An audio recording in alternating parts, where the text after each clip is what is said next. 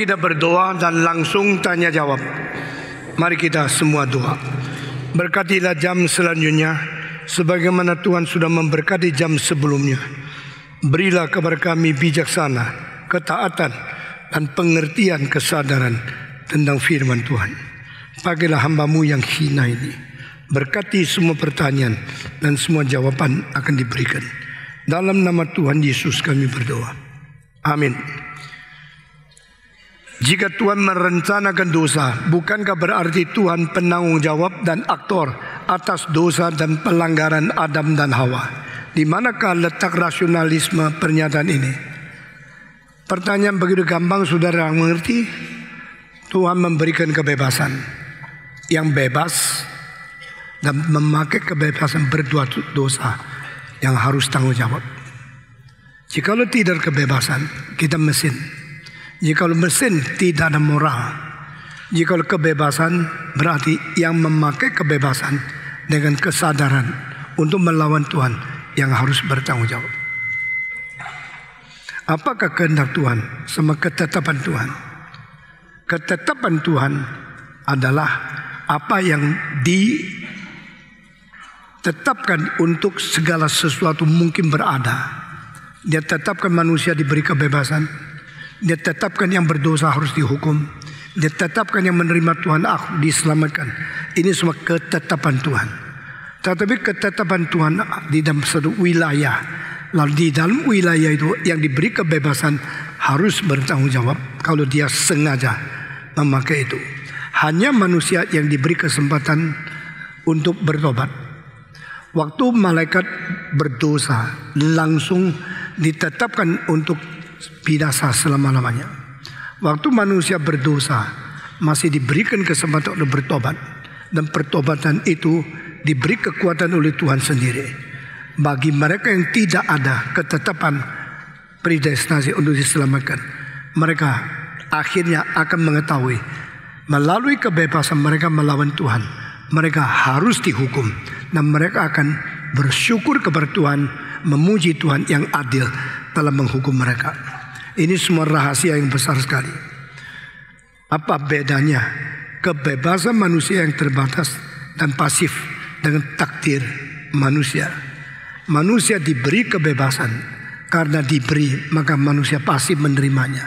Setelah mendapatkan, manusia mempunyai aktif di dalam memakai kebebasan itu, tapi tetap harus bertanggung jawab kepada Tuhan.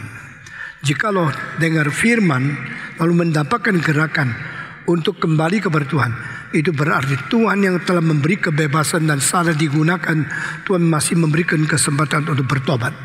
Kita tidak tahu akhirnya yang diselamatkan berapa, yang binasa berapa. Tapi itu bukan urusan kita. Urusan kita adalah dengar firman, taat kepada Tuhan, lalu memberitakan firman kepada orang lain supaya mereka juga boleh mendengarkan firman dan boleh taat kepada Tuhan. Jikalau ada yang tidak taat, juga kita tidak tahu akhirnya taat tidak, karena kesempatan diberikan banyak kali sampai terakhir sebelum dia mati tetap melawan Tuhan. Baru mungkin kita mengetahui kemungkinan orang itu tidak diselamatkan. Tapi sebelum itu, keep hoping, keep evangelizing, keep telling people about the word of God. Itu manusia orang Kristen harus rajin mengerjakan segala perintah dari Tuhan. Apa yang harus dilakukan orang yang berada di luar keselamatan? Siapa ya? Siapa yang di luar keselamatan? Saya tidak pernah tahu. Saudara tahu, oh ini di luar keselamatan. Lalu kasih tahu lu mesti gini-gini, karena lu di luar keselamatan. Tidak ada orang tahu. Mungkin detik terakhir dia menjadi orang Kristen. Seperti perampok yang berada di pinggir salib Yesus Kristus. Kita tidak tahu. Kita harus rajin mengabar Injil. Jangan tebak-tebak ini selamatkan, itu tidak selamatkan.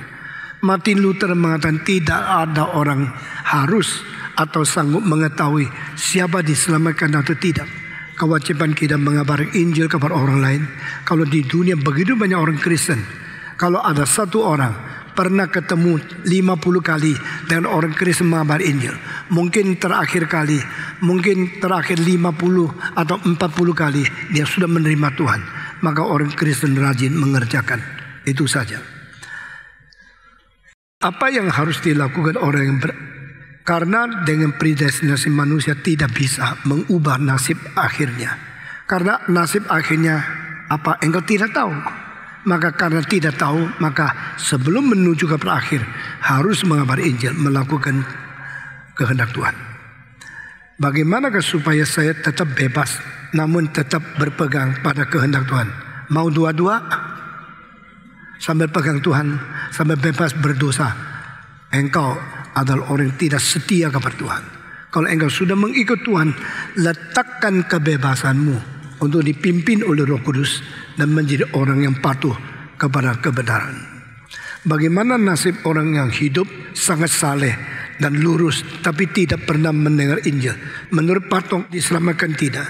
Nanti kalau sudah mati saya tahu, baru saya kasih tahu sama kamu. Orang yang baik mengikut teladan dan mengikuti hati nurani diperkenan oleh Tuhan.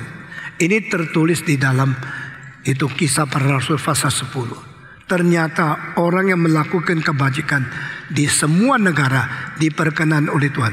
Tapi tidak katakan diselamatkan, diperkenan oleh Tuhan. Lalu Tuhan bagaimana menghadapi mereka yang diperkenan oleh Tuhan tapi belum mendengar Injil?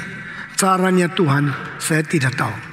Pada orang tanya Yesus, kalau begini yang diselamatkan itu sedikitkah? Yesus menjawab kalimat yang luar biasa. Beda dengan konsep kita. Yang tidak mungkin bagi manusia.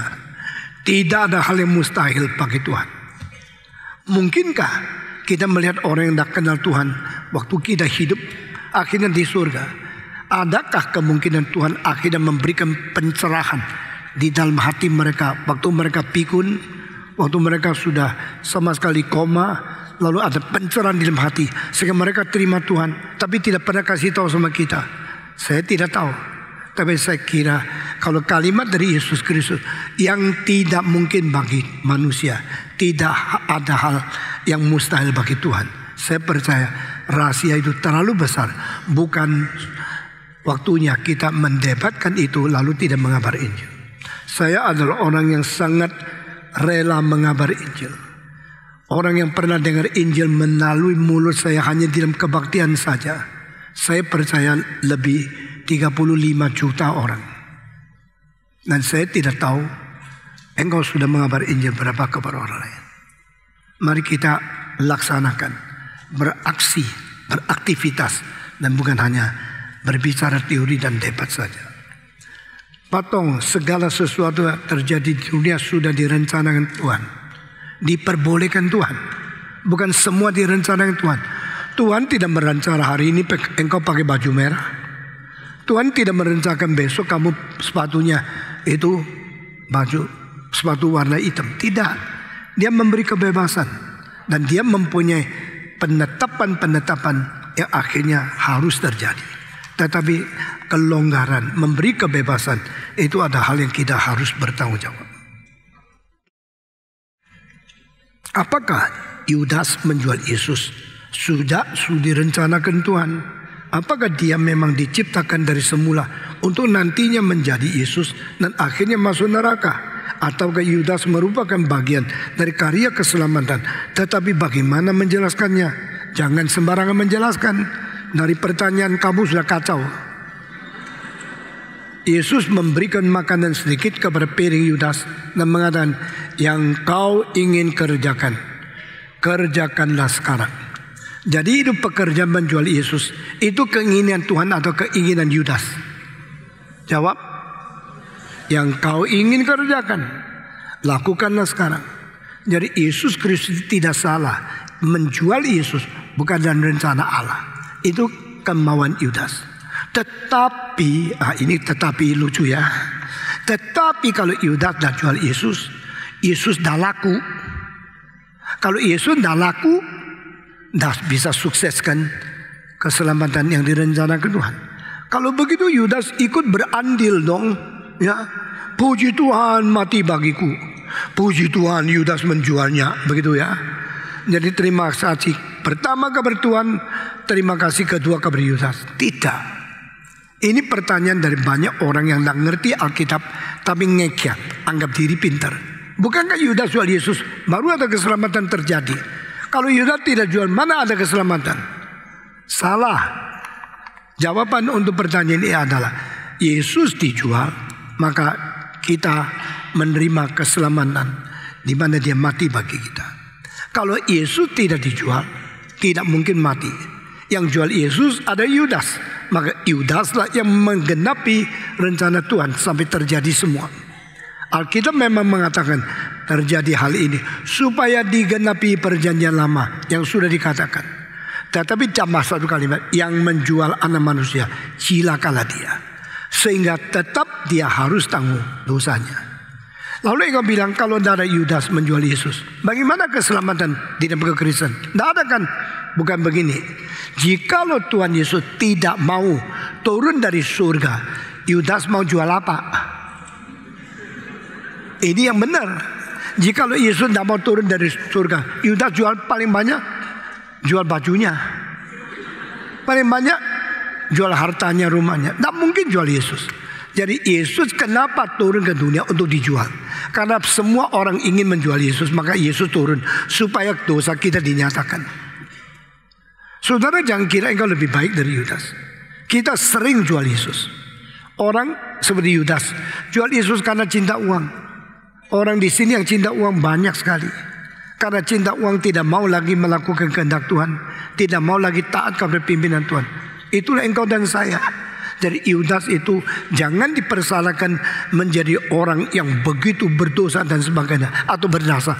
Yudas hanyalah mewakili engkau dan saya. Yudas hanya cermin untuk menyatakan keburukan engkau dan saya. Sehingga melalui keadaan Yudas kita harus bertobat, minta pengampunan dari Tuhan. Jika Allah berdaulat, kenapa Allah berdaulat mesti ditambah jikalau? Jikalau ini berarti tidak tentu ada. Padahal berdaulat itu ada pada Tuhan. Allah yang berdaulat dan menetapkan segala sesuatu bahkan sebelum dunia dijadikan. Siapa yang mengatakan semua ini? Allah menetapkan kita diselamatkan sebelum dunia dijadikan. Allah tidak menetapkan hari ini engkau jalan ke pasar besar atau ke pasar baru atau kemana. Itu diberikan kebesaran kepadamu. Hal yang penting mengenai rencana yang Tuhan mau menyelamatkan itu ditakdirkan sebelum dunia terjadi. Jadi berbeda sekali. Apakah dosa juga ditetapkan Allah? Dosa diizinkan oleh Allah. Yang disebut dosa itu apa? Yaitu kebebasan yang melawan dia. Itu namanya dosa. Tetapi boleh nggak Allah tidak memberi kebebasan? Tidak boleh. Kalau tidak memberi kebebasan, Allah tidak menghormati manusia. Sekarang saya tanya, seorang pria mencintai kamu, lalu dia ketakutan kalau engkau tidak jawab dia, maka dia ingin sekali menikah sama kamu. Tapi ketakutan engkau tidak mau nikah sama dia. Tapi ingin menikah sama kamu. Tapi ketakutan engkau tidak mau nikah sama dia. Tapi ingin menikah sama kamu. Nah, habis-habis ini ya. Akhirnya bawa pistol, pasang peluru, sampai ke rumahmu. Mau nikah sama saya tidak? Begini ya. Sekarang jawab, mau tidak? Karena aku cinta sama kamu. Cinta plus pistol. Engkau bilang, tidak. Car. Mati. Engkau pulang. Dia pulang. Dia cinta kamu tidak? Cinta. Cinta apa? Cinta untuk mengkorbankan kamu. Aku mencintai. Aku mencintai. Kamu mencintai sesuatu. Tetapi hatimu apa? Untuk sesuatu harus diteliti. Aku mencintai kepiting. Cilaka. Begitu entah cinta kepiting mati buat kamu. Aku mencintai kamu, aku mau membunuh kamu. Karena cinta itu mungkin mempunyai arti occupy, mempossess you. Jadi possessive love itu juga semacam love yang sangat illogical. Orang yang mengatakan aku mencintai kamu, tapi kalau udah nikah sama aku saya tembak kamu. Itu cinta egois, itu cinta kejam, itu cinta illogical, cinta yang tidak masuk akal. Kalau dalam cinta mesti ada korban. Kalau cinta mesti ada sabar. Aku mencintai engkau. Aku tidak mau. Tidak mau aku tunggu. Aku tidak mau kamu tunggu. Tetap tunggu. Lalu cinta menunggu sampai dia mau. Itu adalah cara Tuhan. Tuhan mencintai kita, Tuhan terus tunggu sampai kita akhirnya kembali kepada Dia. Dan tidak ada paksaan, akhirnya kita rela mencintai Tuhan. Karena cintanya menggerakkan kita. Itu sebab kalau Tuhan memberikan kita kebebasan, berarti Dia hormati aku. Saudara mau percaya kepada Tuhan boleh, tidak mau boleh. Tapi saya menganjurkan engkau mencintai Tuhan. Kehormatan semacam itu membuat kita manusia yang bermartabat dan bernilai moral yang tinggi. Karena itu caranya Tuhan.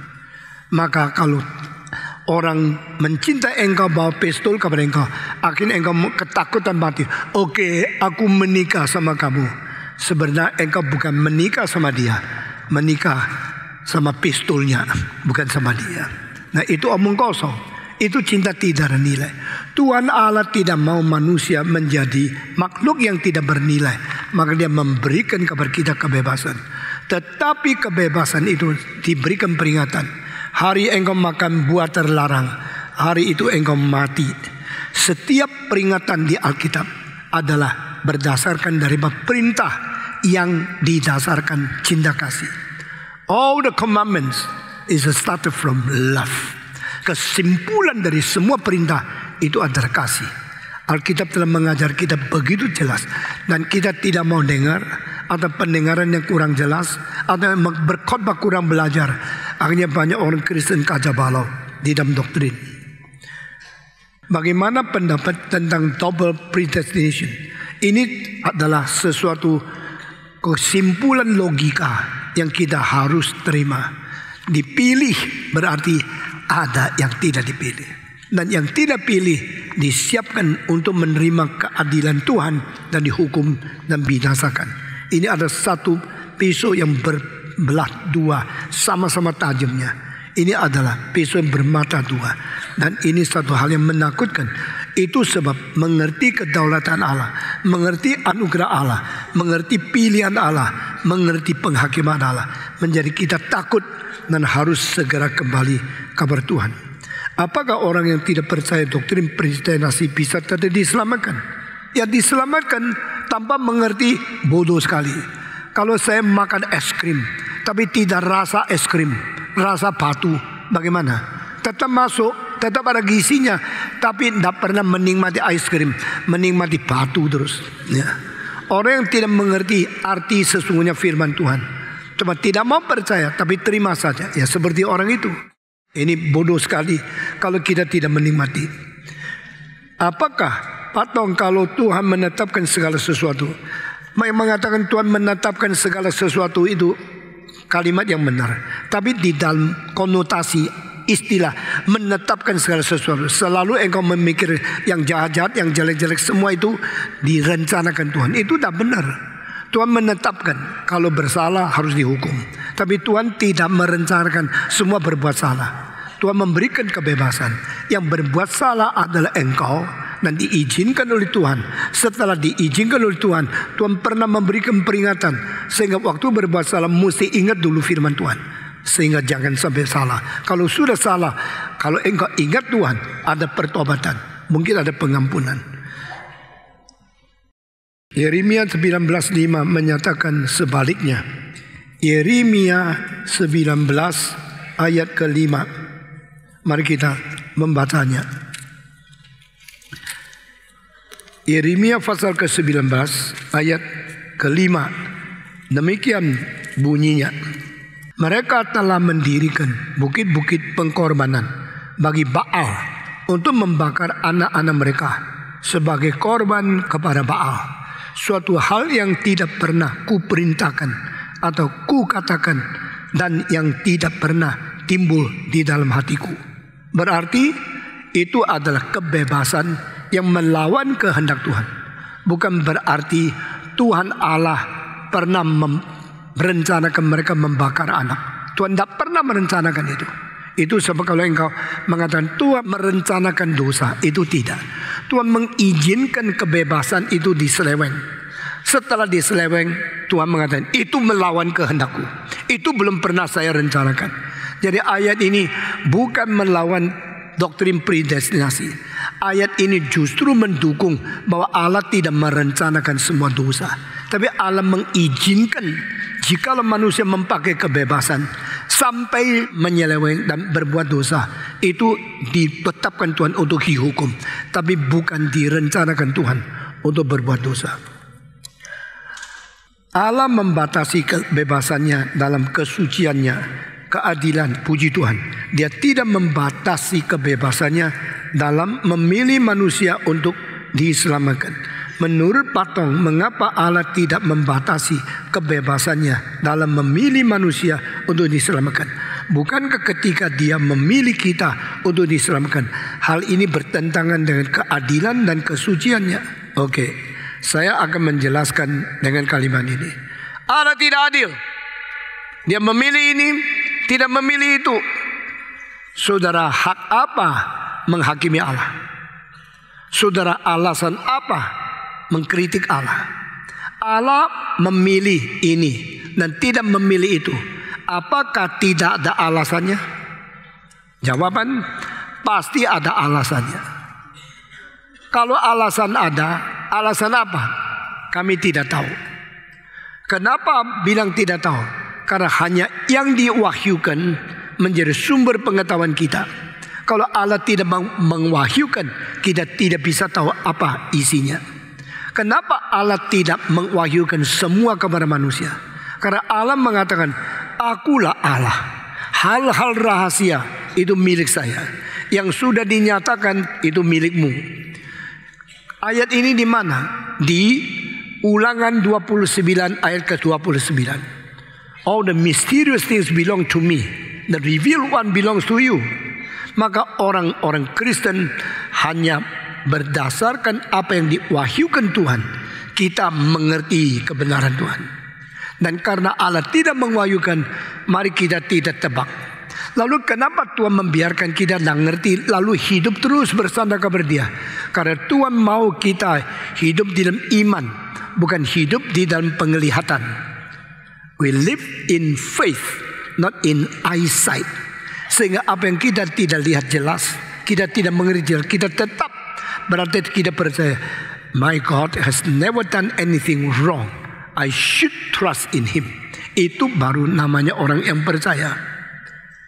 Martin Luther mengatakan, ketakutan datang ketuk pintu. Yang di dalam bilang, di sini tidak ada orang. Tidak usah ketuk di sini. Orang yang beriman kepada Tuhan tidak takut. Dan dia mengatakan satu kalimat lagi, they are no wise in the heart of the true believers. A man who truly believe in Jesus, he need not to say why. Banyak hal yang mengapa begitu, kita mengerti. Dan Paulus mengatakan hari akhir kita akan buka mata melihat sendiri hadap dengan muka Tuhan. Sekarang banyak hal yang tidak ngerti, waktu itu akan menjadi semua ngerti. Kita harus sabar tunggu Tuhan. Kalau segala sesuatu ditetapkan dari awal, ini kalimat mengandung salah mengerti lagi. Termasuk Allah menetapkan dosa. Allah menetapkan kebebasan. Kalau berbuat salah harus dihukum. Allah tidak tetapkan dosa, you mesti berbuat ini, berbuat itu. Tidak sama sekali. Bagaimana menjelaskan peristiwa Hizkia yang meminta umurnya ditambah, Tuhan akhirnya Tuhan menambah 15 tahun baginya. Ini menyatakan Tuhan masih mendengar doa, tetapi mendengar doa memberikan umur panjang. Mungkin itu pun sudah diizinkan oleh Tuhan sebelumnya, tapi selama itu masih belum dinyatakan kepada dia. Sehingga di dunia ada banyak hal yang kelihatan bisa berubah, tetapi bisa berubah pun sudah ditetapkan sebelum dunia diciptakan. Sehingga kepada orang-orang tertentu ada hal yang sangat dinamis, pada orang lain tidak. Bagaimana kaitan kedaulatan Allah, kehendak manusia dan dengan pencobaan iblis pada manusia? Allah mengizinkan iblis berada untuk menjadi pencoba manusia, untuk menjadi penuduh orang suci, untuk menjadi pelawan kehendak Allah. Ini 3 profesi, ada 3 karya daripada setan. Setan adalah penggoda manusia, the human tempter. Setan adalah pengadu orang suci. the saints accuser. Setan adalah pelawan daripada Tuhan. The obstacles and the offender of God and His will. 3 pekerjaan ini semua sudah ditetapkan, diizinkan, sesuai itu akan diadili sekaligus. Dan pada waktu manusia dicobai, Tuhan memberikan kekuatan kepada orang yang takut dan taat kepada Dia untuk mempunyai kekuatan. Sehingga kita berdoa, janganlah membiarkan kami berjumpa dengan pencobaan dan lepaskan kami keluar daripada kejahatan. Ini di dalam doa Bapa kami. Bagaimana dengan doktrin predestinasi menjelaskan 1 Timotius pasal 2 ayat keempat. 1 Timotius pasal kedua ayat keempat. Saya membaca satu kali. 1 Timotius pasal 2 ayat keempat berbunyi, yang menghendaki supaya semua orang diselamatkan dan memperoleh pengetahuan akan kebenaran. Berarti Tuhan menghendaki semua orang diselamatkan. Sekarang saya mau tanya, istilah semua berarti apa? Engkau menjawab, semua berarti semua? Tidak. Di dalam Alkitab istilah semua dipakai dengan beberapa macam arti. Di dalam Adam semua sudah berdosa. Berarti di dalam Kristus semua akan dibenarkan. Jadi yang di dalam Yesus dibenarkan, sama yang di dalam Adam beda. Sehingga semua di dalam lingkaran apa? Itu sebab barang siapa di dalam zaman Agustus harus pergi, semua orang kembali ke kampung sendiri. Waktu itu semua orang tidak termasuk orang Jawa. Waktu itu semua orang di bawah kerajaan Romawi. Jadi semuanya terbatas di situ. Semua orang dihukum mati pada waktu air bah. Air bah mungkin tidak melanda seluruh dunia, mungkin bagian dunia yang ada manusia pada saat itu. Dari istilah semua tidak berarti semua. Yesus berkata, anak manusia ditinggikan akan menarik semua orang kepada Dia. Yesus sudah disalib, semua orang jadi Kristen? Tidak, semua yang percaya. Jadi Tuhan Allah mau semua diselamatkan. Istilah semua ini adalah semua kaum pilihan.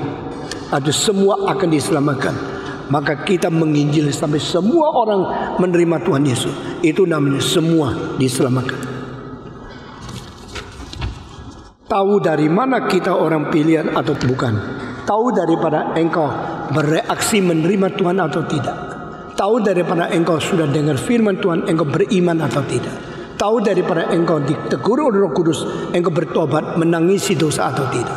Jadi melalui apa yang kau lakukan menyatakan imanmu itu benar. Karena iman tanpa kelakuan itu mati adanya. Jika Allah mampu dan penuh kasih, mengapa Dia tidak memilih semua orang? You sudah bentur sendiri. Istri milih berarti tidak semua. Tidak memilih semua, memang pilih bukan untuk semua. Kenapa Tuhan sengaja tidak pilih semua? Karena sebagian orang akan menerima keadilan Tuhan yang dinyatakan pada waktu hari kiamat. Tuhan menghakimi seluruh dunia, membuktikan dosa harus dihakimi. Untuk menyatakan fakta ini, maka Allah sengaja membiarkan semacam orang yang tidak akan bertobat, atau Tuhan membiarkan mereka mengeraskan hati sampai tidak ada kebahagiaan lagi untuk keselamatan itu. Apakah Tuhan juga memberikan kebebasan kepada malaikat untuk menantang Tuhan itu sendiri? Tuhan menciptakan malaikat lebih tinggi dari mana manusia. Itu sebab kita boleh membayangkan, kalau manusia diberi peta dan teladan Allah, malaikat pasti juga mempunyai bagian-bagian khususnya kebebasan. Kalau malaikat tidak kebebasan, lalu saya mau tanya, kemampuan dan pilihan untuk melawan Tuhan itu diberi oleh siapa? Malaikat punya sendiri? Tidak mungkin. Kebebasan untuk melawan Tuhan pasti diberikan oleh Allah. Sesuai itu baru Allah berhak menghakimi malaikat yang melawan Dia. Bedanya adalah kebebasan manusia yang melawan Tuhan setelah berdosa, sebagian akan diberikan keselamatan untuk bertobat dan kembali. Tetapi malaikat sama sekali tidak. Saya mau tanya, bila ada doktrin ini berlaku, lalu apa tujuan Allah menciptakan orang yang tidak akan dipilih itu? Besok engkau akan melihat yang tidak dipilih sudah menikmati kebebasan, menikmati hidup dan anugerah Tuhan begitu banyak untuk melecehkan Tuhan, sehingga mereka akan diadili. Di situ engkau akan mengatakan, namamu dimuliakan karena engkau telah melakukan keadilan untuk menghukum orang yang tidak taat kepada engkau. Seperti tadi saya sudah menyinggung dalam khotbah saya bahwa orang-orang tidak taat kepada Tuhan pada akhirnya tetap akan memuji Tuhan. Alkitab mengatakan semua orang yang berlidah akan menyebut Yesus Tuhan. Yang berlutut akan bertekuk lututnya di hadapan Dia, to call Him Lord. Nah, saya mengatakan semua itu termasuk apa? 3 macam orang. Orang yang menyebut Tuhan penebus, itu orang yang dipilih. Orang yang menyebut Tuhan yang mengadili, itu orang yang tidak dipilih. Dan orang yang menyebut Tuhan yang harus dengan kesucian menghakimi, itu iblis. Jadi iblis akan menyebut Tuhan sebagai Tuhan penghakim, penghukum. Dan orang yang tidak selamat akan menyebut Tuhan yang adil.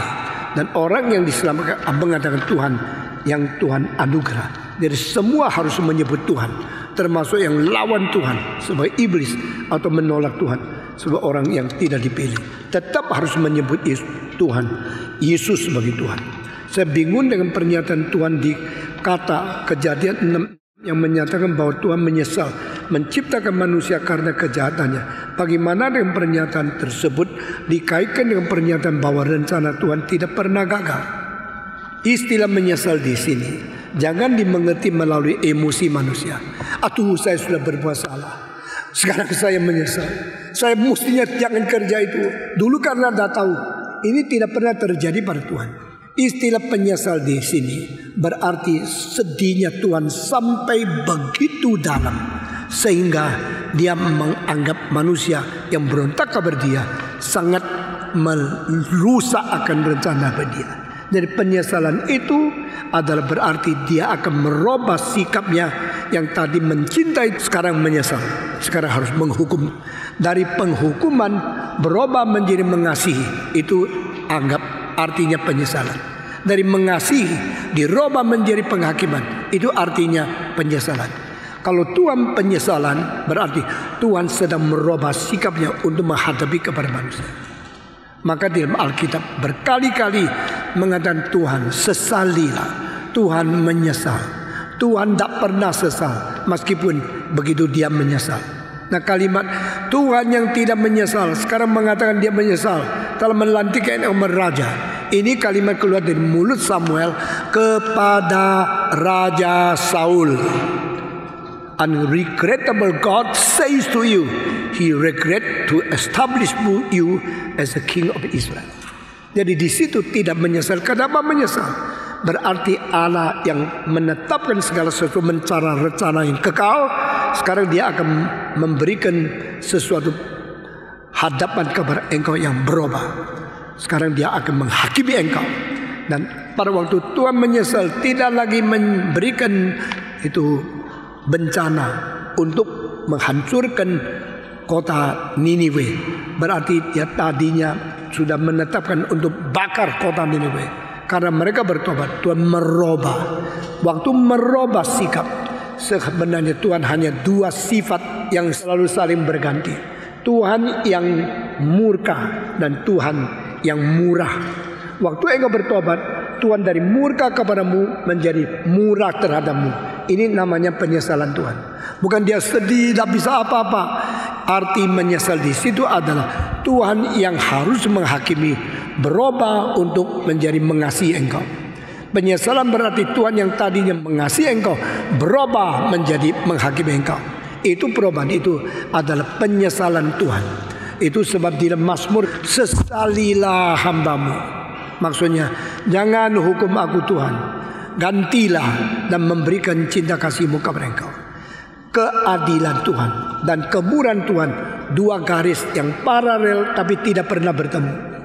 Jadi Tuhan yang menghakimi dan Tuhan yang mengampuni adalah Tuhan yang sama. Dan 2 hal ini adalah haknya Tuhan. Pada waktu Dia merubah dari sini ke sana, dari sana ke sini, hanya ada hak pada Dia. Namun demikian, tak perlu kita mempertentangkan Tuhan. Kenapa tadi mau menghakimi, sekarang mau mengampuni? Apakah dia berubah? Dia tidak pernah berubah. Karena dia adalah Tuhan yang mempunyai keadilan selama-lamanya, juga adalah Tuhan yang mempunyai kemurahan selama-lamanya. Kedua jalur ini seperti rel kereta api. Satu rel mempunyai dua garis, dan dua garis ini paralel. Dua garis ini sejarak. Dua garis ini tidak pernah bertemu. Jadi tidak perlu membenturkan akan hal ini. Tadi saya mengatakan Tuhan kalau menganugerahi satu orang, tapi tidak menganugerahi orang lain. Engkau bilang Tuhan tidak adil. Maksudmu apa? Maksudnya mesti semua sama. Kalau Tuhan adil, harus memperlakukan engkau dengan hukuman, maka engkau harus musnah. Tetapi Tuhan tidak memusnahkan engkau, justru karena dia mempunyai toleransi, menunggu engkau bertobat. Ini menurut Roma pasal 2 ayat keempat, yaitu common grace including toleration of God to wait very patiently until you repent. Jadi Tuhan dengan sabar menunggu kita bertobat, maka itu namanya anugerah umum.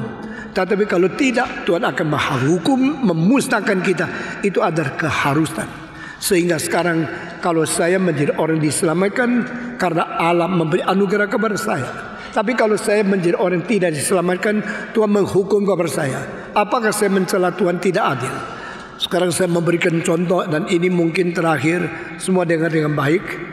Kalau saya sekarang naik mobil, sekarang saya pakai ini ya. Kalau sekarang saya mau naik mobil dari Jakarta pergi ke Bandung, saya naik mobilnya adalah naik Mercedes. Sekarang saya naik Mercy dari Jakarta ke Bandung. Lalu engkau juga naik, tapi engkau naik VW Kodok dari Jakarta ke Bandung. Sama-sama pergi ke Bandung. Lalu saya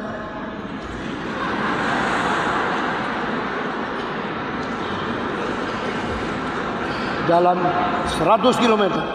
Kamu jalan 120 km. Kedua orang berjalan sampai tengah jalan. Saya tabrak. Engkau juga tabrak. Sudah tabrak. Lalu saya mati.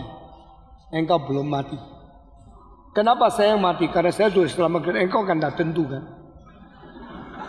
Dan biar saya mati aja. Ya. Engkau belum mati. Kenapa saya mati? Karena waktu sudah tabrak, terus tidak ada orang tolong, akhirnya darah terus mengalir, saya mati. Engkau waktu tabrak, ada mobil lain lewat, mobil dokter, dia datang kasih suntik, kasih tambah darah, terus memberikan segala pertolongan. Engkau tak mati. Sekarang saya mati karena apa? Engkau tidak mati karena apa? Jawab. Engkau tidak mati karena ada dokter menolong. Betul ya? Jawab. Betul ya? Lalu saya jawab, kenapa engkau mati? Saya mati karena tidak ada dokter menolong. Betul ya? Salah. Tidak ada surat mati. Mati, penyebab mati. Tidak ada dokter menolong. Saya mati karena tabrak. Engkau tidak mati karena ada dokter menolong. Jadi kalau engkau tidak mati karena ada dokter menolong, itu betul. Kalau saya mati, tidak boleh tulis karena tidak ada dokter menolong. Saya mati karena tabrak. Nah, dengan demikian orang kalau binasa karena apa? Karena dosa. Orang kalau selamat karena apa? Karena ada juru selamat. Yesus juru selamat yang menolong saya. Jadi semua orang yang tidak mati karena anugerah, yang mati karena dosa. Ini jawaban yang betul. Tidak bisa bilang saya mati karena saya tidak dipredestinasi oleh Tuhan. Saya mati karena saya tidak dipilih oleh Tuhan, maka saya mati. Tuhan tidak ada hutang kepada kamu. Tuhan tidak pernah perlu menyelamatkan kamu. Tapi Tuhan mengadili kamu. Itu sudah keadilan, harus kau terima. Karena kau berdosa di dalam kebebasan, di dalam kesadaran, di dalam melawan Tuhan. Sehingga engkau harus menanggung akibat dari dosamu. Saya menemukan dan memakai ini contoh ini dengan susah payah. Bagaimana menjelaskan orang dosa kok dibinasakan, orang yang tidak binasa kenapa memuji Tuhan?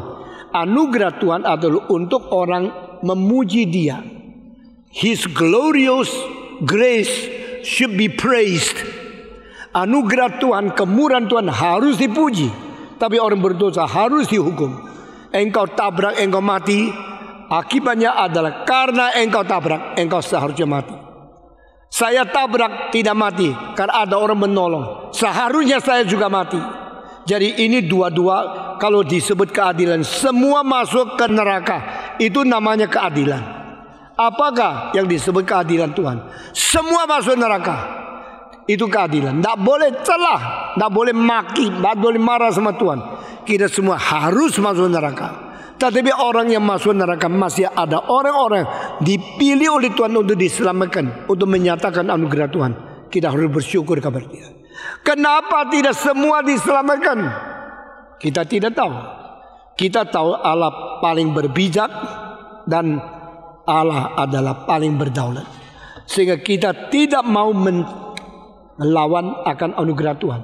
Hanya berkata Allah yang berbijak dan Allah yang berdaulat mempunyai hak untuk memilih atau tidak.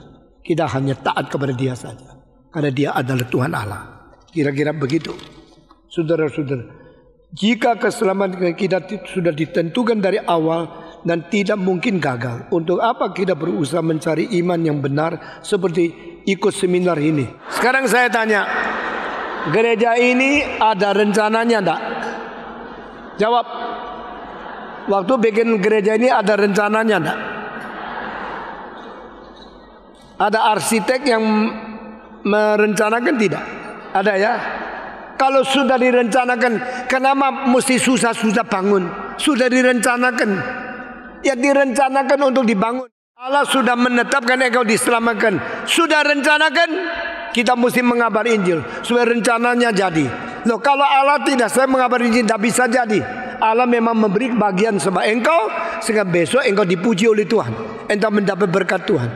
Jadi saya yang merancang gedung ini, dari atap sampai WC, saya bikin sampai teliti. Setelah saya serahkan kepada kontraktor yang paling besar di Indonesia, salah satu pembangun yang paling mahal, supaya dikerjakan yang baik. Dan mereka mesti hitung satu-satu, mesti melaksanakan setiap rencana, dan mesti beli bahan untuk semua. Lalu saya tetapkan jobennya apa, lalu atas marmer apa, granit apa, lalu di atas apa. Saudara menghemat, saya kasih tahu, marmer yang saudara injak di bawah itu kelas kedua, karena cuma separuh harga. Sehingga kita mungkin pakai harga semurah mungkin, mendapatkan sebaik mungkin. Yang separuh harga sedikit beda, kurang paralel, mungkin cuma setengah mili, tapi ditoto dengan baik, akhirnya jadi bagus. Tapi atas ini pakai bukan marmer, granit yang mahal. Di atas besarnya 3.000 orang tempat duduk, di bawah 1.500. Di atas itu saya pakai epoxy, sehingga tidak pakai marmer, tidak pakai itu keramik, supaya hemat. Dan semua ini dipikir setengah mati. Lalu sudah rencana semua, jadi sendiri, tidak bisa. Mesti ada orang yang melaksanakan pembangunannya. Demikian Allah memberikan predestinasi. Lalu orang mengabarkan Injil. Kristus mati di atas kayu salib untuk menggenapi apa yang direncanakan Allah sebelum dunia diciptakan. Apakah sebenarnya kebebasan yang dimiliki oleh manusia? Sampai sekarang masih tanya pertanyaan, dengar khotbah pertama lagi. Apa ada kemungkinan orang yang sudah menerima Yesus sebagai juru selamat namun kemudian murtad? Mungkin. Kemurtadan itu membuktikan dari permulaan engkau bukan orang menerima Tuhan Yesus. Hanya kelihatan tapi bukan. Orang yang pertama-tama kelihatan baik, akhirnya anjlok, jatuh dan menjadi orang yang binasa adalah seperti Yudas. Kelihatan orang Kristen, kelihatan ikut Tuhan, kelihatan dengar khotbah, kelihatan begitu giat mengikuti aktivitas, tapi akhirnya ternyata dari itu Alkitab dari permulaan dia adalah anak binasa, bukan berubah akhirnya baru murtad. Hati kemurtadan dari permulaan sudah ada, tapi samar-samar kelihatan baik-baik, itu semua pemalsuan. Adakah orang kafir yang sekarang in the ghost di dalam gereja? Banyak. Orang Kristen ada sebagian Yudas yang belum kelihatan. Jadi jangan sombong. Saya berkali-kali ketemu orang di kapal terbang, di lapangan, atau kamu Stephen Tong ya? Saya bilang iya. Saya jabat tangan menghaturkan terima kasih kepada. Saya tanya, siapa you? Kenapa ya you ketemu saya? Saya sering dengar Reform 21. Baru hari ini ketemu engkau, saya akan berterima kasih. Khotbahmu sangat bernilai. Khotbahmu banyak kebenaran yang saya bisa terima. Saya mengatakan harap satu hari engkau menerima Tuhan Yesus. Kita harus berani mengabarkan Injil. Apakah doktrin predestinasi membuat manusia menjadi robot karena sudah ditentukan semua? Tidak. Doktrin predestinasi kalau dimengerti dengan sungguh menjadi dorongan kita mengabari Injil. Saya tadi tidak ungkapkan hal ini di dalam khotbah saya karena setan merubah supaya orang kira kalau sudah ada predestinasi tidak usah mengabari Injil. Itu sama sekali salah. Sudah ada rencana bangun gereja, tidak usah bangun. Itu salah. Sudah dipredestinasi, tidak usah lagi itu ke gereja, tidak usah ngotot lagi. Justru semua terbalik.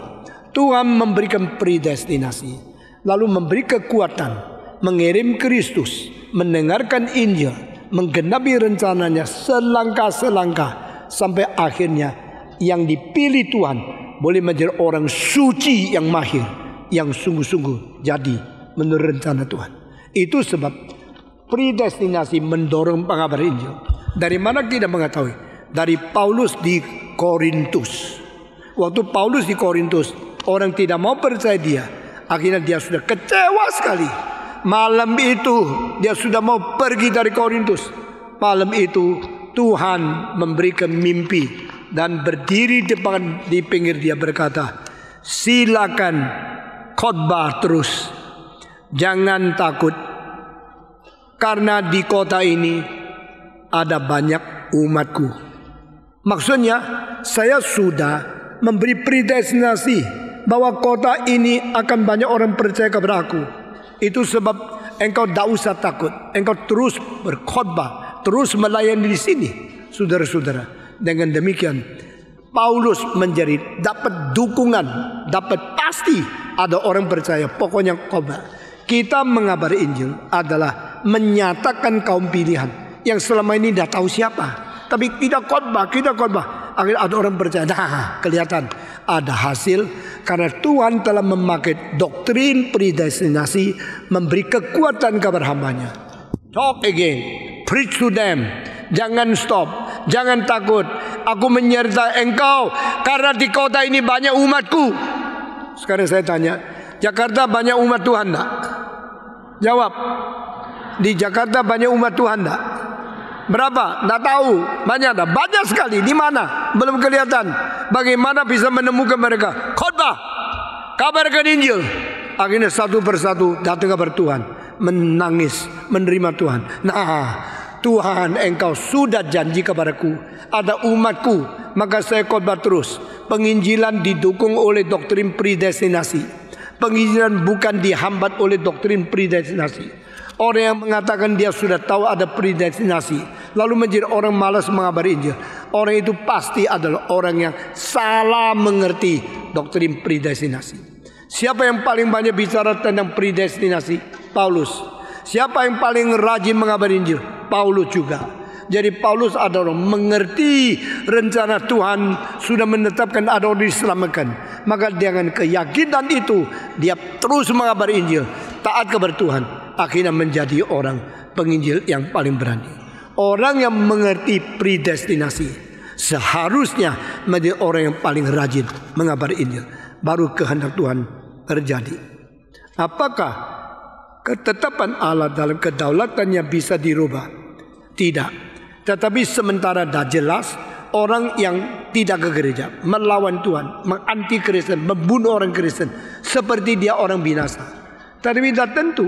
Orang yang seperti Paulus dulu menganiaya orang Kristen, akhirnya menjadi penginjil yang paling paling hebat justru bukan kedaulatan Tuhan berubah. Kedaulatan Tuhan merubah orang yang tidak taat menjadi taat.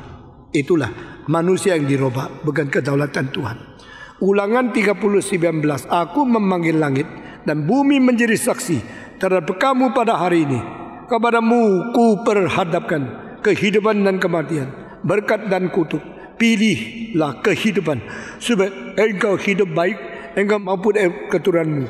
Dalam ayat ini dijelaskan bahwa manusia mempunyai pilihan. Bagaimana penjelasan dengan predestinasi? Justru manusia mempunyai pilihan karena diberikan kebebasan. Maka kebebasan jangan salah guna. Kebebasan kalau tidak salah guna harus kembali menurut pimpinan Tuhan. Maka Tuhan mengatakan, berilah hatimu kepadaku. Ini membuktikan engkau boleh ambil keputusan. Matamu perkenanlah jalanku. Berarti engkau boleh memakai pilihanmu. Tidak ada tentangan. Kenapa pikiran Anda selalu kolot menggabungkan kalau predestinasi semua tidak bisa berubah? Justru predestinasi itu janji. Lalu janji itu memberi kekuatan untuk tidak berubah kembali kepada rencana Tuhan Allah. Jangan menjadi orang yang kaku. Setelah mendengarkan doktrin predestinasi, saya merasa takut dan khawatir terus. Jangan-jangan termasuk orang yang tidak dipilih. Orang yang takut tidak dipilih, kemungkinan besar dipilih. Orang yang merasa saya kalau begini pasti sudah dipilih, mungkin belum dipilih atau tidak masuk pilihan. Dari mana tahu? Ini refleksi psikologi. Kalau engkau naik ke gedung yang tinggi sekali, lihat ke bawah, takut enggak? Jawab, takut apa? Takut mati. Sekarang ikut saya. Yang takut mati belum mati. Semua 1, 2, 3. Puji Tuhan lu belum mati. Apa arti dari kedaulatan Tuhan atas hidup manusia? Kedaulatan atas manusia pada akhirnya semua akan dihukum oleh Tuhan, dihakimi atau dipahalai. Tetapi tidak berarti Tuhan mengontrol semua hidupmu sampai engkau tidak kebebasan. Manusia diberi kebebasan dan kebebasan akhirnya harus dipertanggungjawabkan kepada Tuhan. Itu artinya. Apakah ciri orang yang dipilih dan yang tidak dipilih? Orang yang dipilih selalu ketakutan dia belum dipilih atau tidak dipilih, maka dia baik-baik menjadi orang Kristen. Orang yang tidak pilih selalu menganggap dia sudah dipilih, akhirnya sembarangan hidup dan dibuang oleh Tuhan. Kira-kira begitu. Semua pertanyaan sudah dijawab. Maka saya mengumumkan seminar ini selesai di sini. Kita bersyukur kepada Tuhan. Saudara-saudara, semua yang diterima di dalam seminar ini dipelihara baik-baik. Jikalau masih banyak hal yang salah mengerti, engkau harus berdoa supaya Tuhan memberikan kesadaran dan pengkoreksian kepada hidupmu untuk hari depan lebih baik melayani Tuhan. Mari kita berdoa. Bapa di dalam surga, berkatilah kami dan beri kami kesadaran, keinsafan dan pengertian yang sejati sesuai dengan rencana Tuhan. Sehingga kami boleh menjadi orang Kristen yang lebih baik. Dengan pengertian tentang apa yang kita imani, kami boleh jalan teguh dan berdiri tegas di hadapan Tuhan, memuliakan nama Tuhan. Dengar doa kami Tuhan, antar kami pulang dengan baik dan beri kami kekuatan untuk mengabar Injil, sehingga orang lain yang belum dikuatkan iman boleh mengerti bersama dengan kami untuk menjadi anak Tuhan yang berkenan di mata Tuhan. Dalam nama Tuhan Yesus kami berdoa. Amin.